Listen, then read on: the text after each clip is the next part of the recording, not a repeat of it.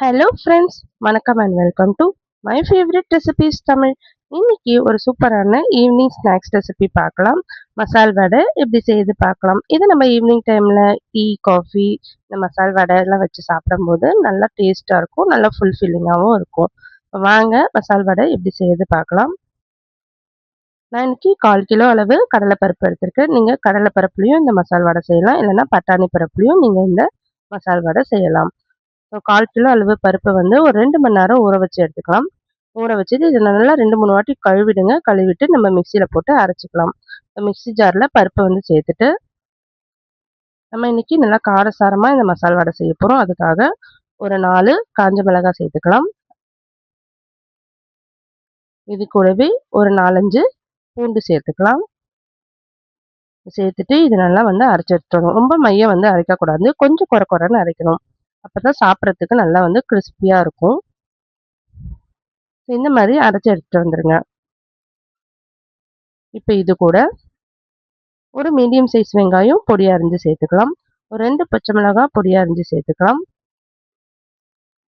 இந்த வடைக்கு தேவையான உப்பு சேர்த்துக்கோங்க. ஒரு 1/2 டேபிள் ஸ்பூன் சோம்பு சேர்த்துக்கோங்க.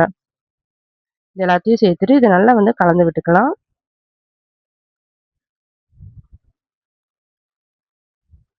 இதை நல்லா வந்து மிக்ஸ் பண்ணிக்கோங்க. மிக்ஸ் பண்ணிவிட்டு இது அப்படியே ஒரு 5 நிமிஷம் இருக்கட்டும். அதுக்குள்ளே நம்ம வந்து எண்ணெய் சூடு பண்ணிவிட்டு இதை பொரிச்சு எடுத்துடலாம்.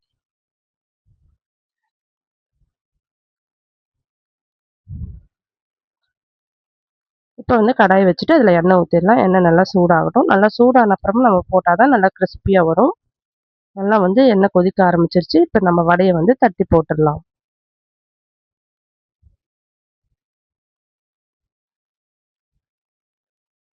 இது நல்லா வேகணும். நல்லா 2 சைடும் நல்லா திருப்பி போட்டு நம்ம வேக வச்சுக்கலாம். ஸோ நம்ம ஈவினிங் டைமில் இதை குழந்தைங்களுக்கு ஸ்கூல் விட்டு வரப்போ நம்ம செஞ்சு கொடுத்தோம்னா நல்லா விரும்பி சாப்பிடுவாங்க. இது நல்லா வேகணும். நல்லா கலர் சேஞ்ச் ஆகணும்.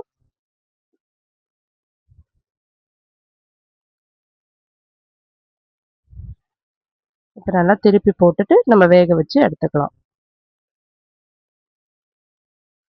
பாருங்க, கலர் நல்லா வந்து சேஞ்ச் ஆயிருக்கு.